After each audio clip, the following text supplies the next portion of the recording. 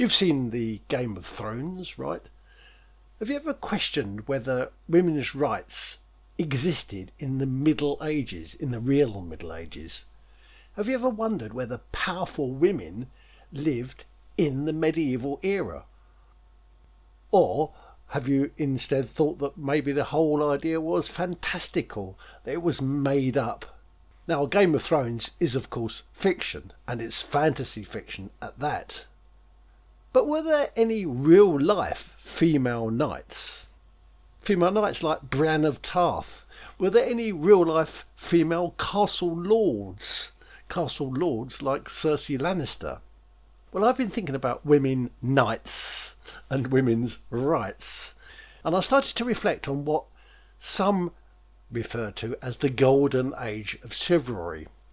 The golden age of chivalry lasted in medieval Europe from between around about mid 11th century to the 1500s, and it was a time when men were seen as valiant and seen as honourable and seen as hospitable, and at the same time women were seen to be respectful and mild-mannered and serious and pious.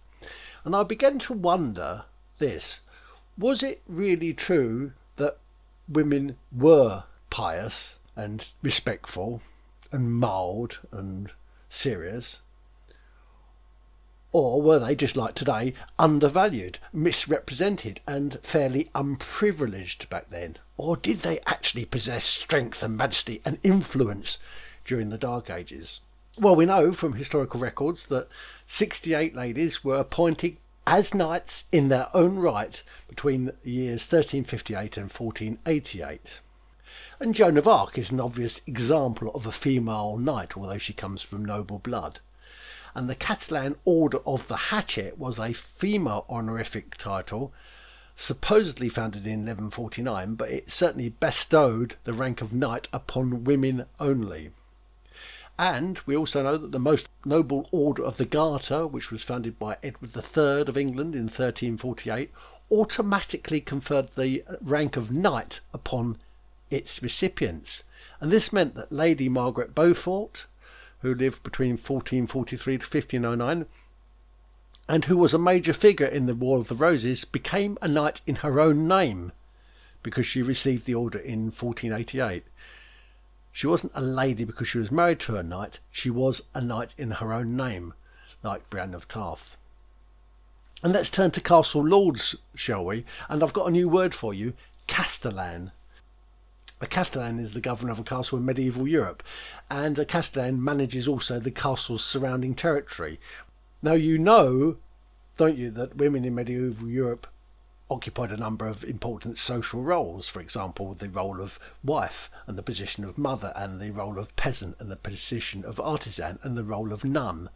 But women also occupied very important leadership roles in the Dark Ages too. For example, Agnes de Bonvillars held the castellany of Harlech Castle in 1287.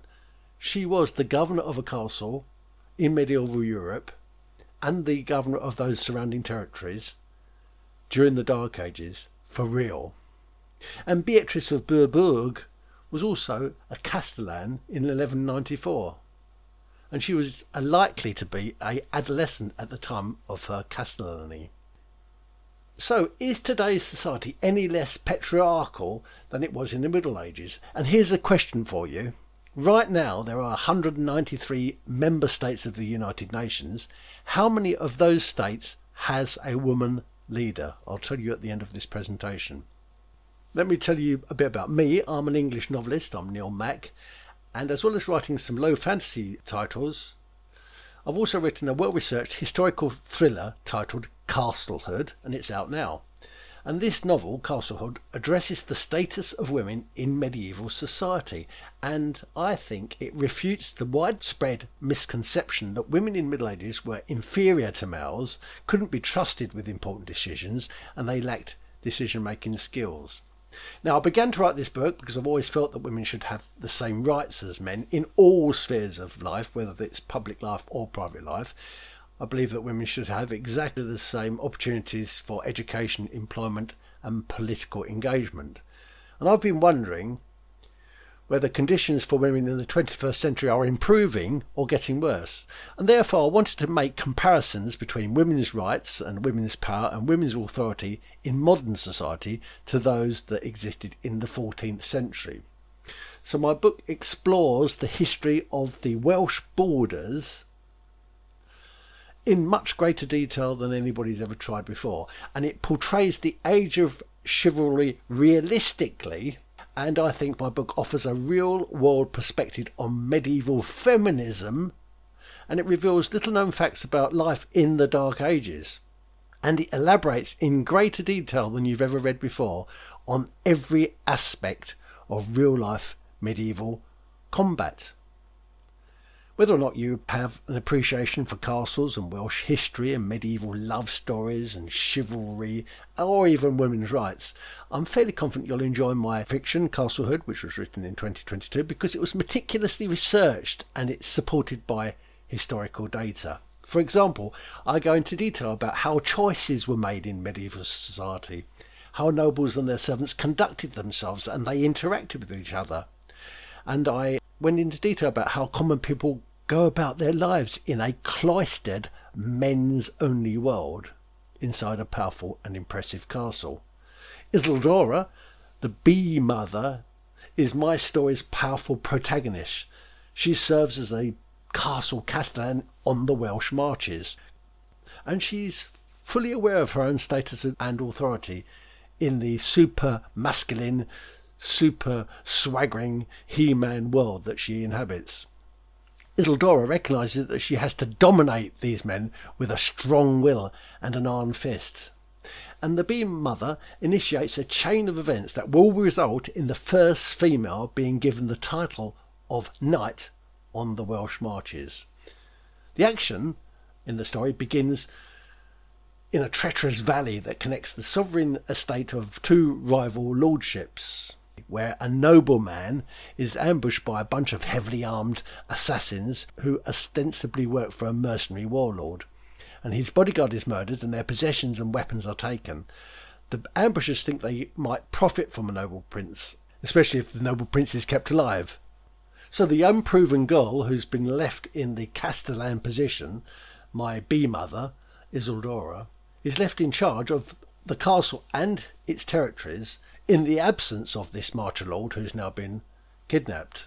So this woman, young Isildur, has to, number one, locate the missing lord, and number two, she has to try to find enough money to pay for his release. And her plans will involve a combination of favouritism, manipulation, cunning, and even cruelty to achieve her objectives. However, her plans are derailed at the last moment by an unexpected visit from a powerful lord of a nearby province who comes to the castle to propose marriage to her. So she has to begin to craft a sophisticated plan that will appease her all-male council and appease her ministers. It will appease her admirer who's come along on the scene to propose, and it will also launch the search for the missing castle lord. But she conducts a violent deed during a celebratory feast for that lord, and this violent deed jeopardizes both her life and her goals. Is there anyone out there, any man, who's man enough in her circle to save her, or does she have to face her fate alone and unaided by men? My book is out now, and it's on paperback and Kindle. I did pose a question right at the beginning. Out of 193 member states, how many of them have a woman leader? And the answer is 9.